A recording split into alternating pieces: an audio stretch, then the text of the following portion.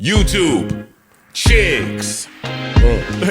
Get ready. You know what to do, chicks. Listen, Chick Smooth. Hey, Chick Smooth. Appreciate all the coverage that you've been doing. I've been watching your shit for a while. I just subscribed to your shit too, bro. Hey, would you look at that, you guys? It's a miracle. Looks like everybody has found the password to their social media. And it happened right after Diddy was found not guilty yesterday. You gotta love it. I love a happy ending. Now, yesterday, we saw some mixed reactions from different people. Obviously, his family was happy for him. But people like Boosie, that's been backing Diddy since the trial started, expressed their public support. If you guys missed that video yesterday, please make sure you guys go check it out. Now, today, I think it's only fair that we hear some of the reactions from the OGs in hip-hop. You know, the ones that's probably engaged in some of the activities that Diddy was being accused of. I'm sure some of these people were relieved to learn that Diddy was found not guilty for the RICO. Consequence was quick to call out Kid Cudi for testifying. He said Kid Cudi testified against Puff for nothing.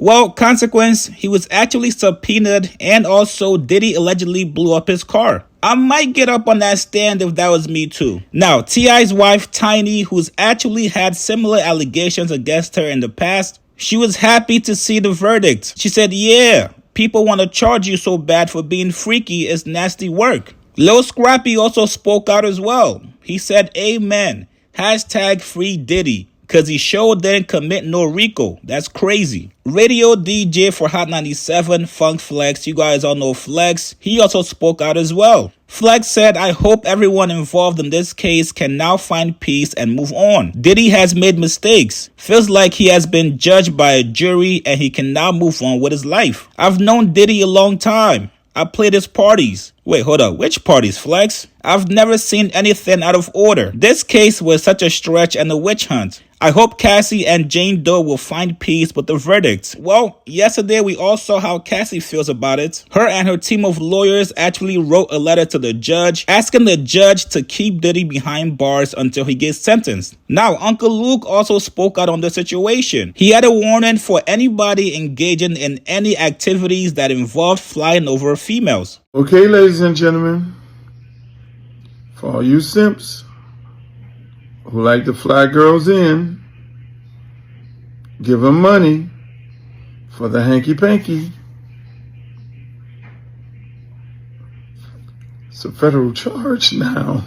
And for all you women who like to be flown in for some hanky-panky for that purse or that bag or those red bottoms, it's a federal offense.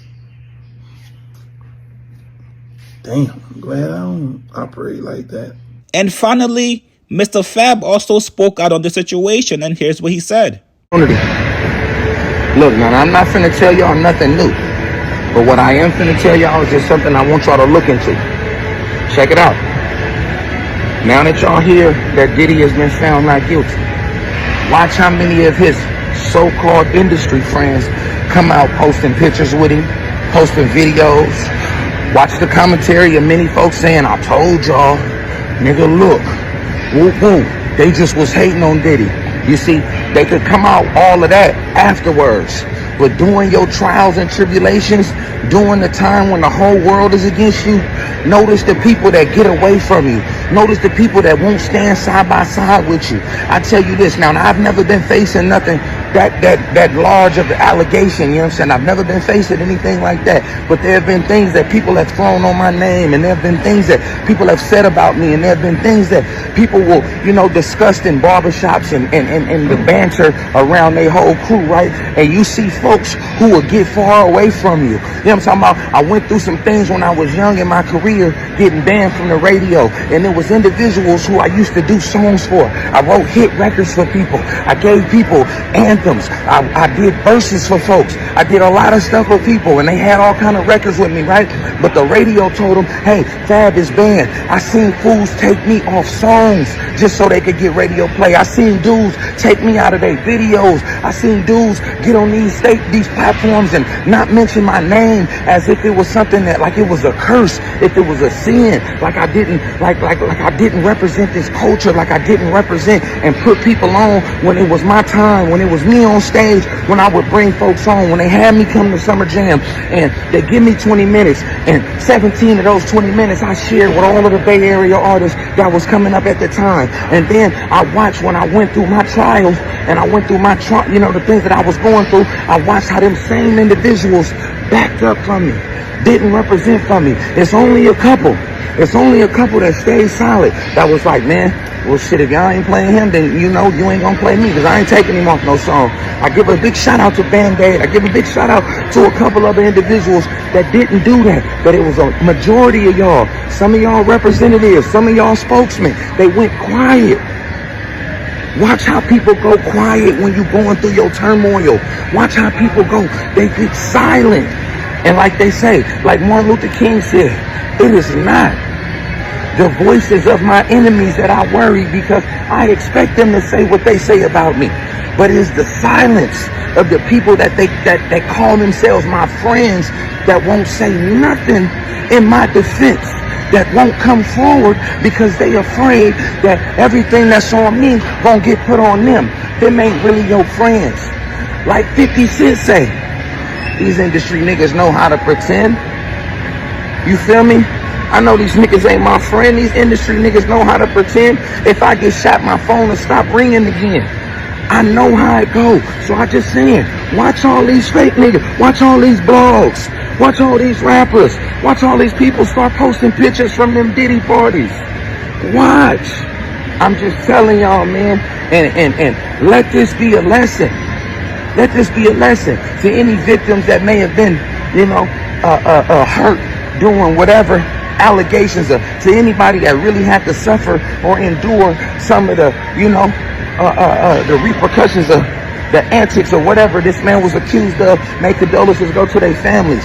But I honestly believe that, a man being vindicated after having to be humiliated is just all a part of, the powers that be. They want to let us know, hey man, you're still a nigga, man. You feel me? And we still run this, but we finna humiliate you and do all of these things. Like they say, man, they gonna put a black man through the dirt. You either gonna be boule, or they gonna call you gay, or they gonna say you a rapist, or they gonna call you a snitch, but they gonna put something on your name to make people dislike you before you hit that grave. And that's just the process.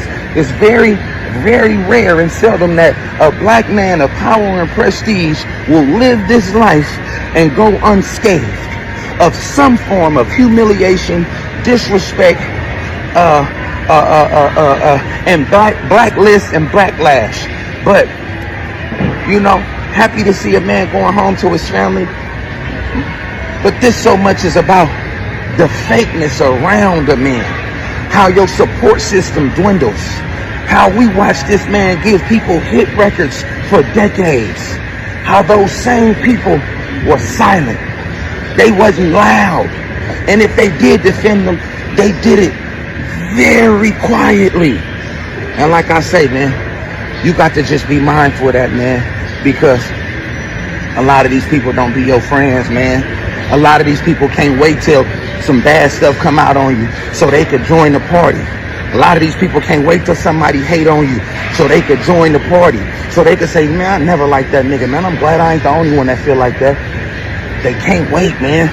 They can't wait to see you fall down. Not only can they wait to see you fall down, they gonna film you falling.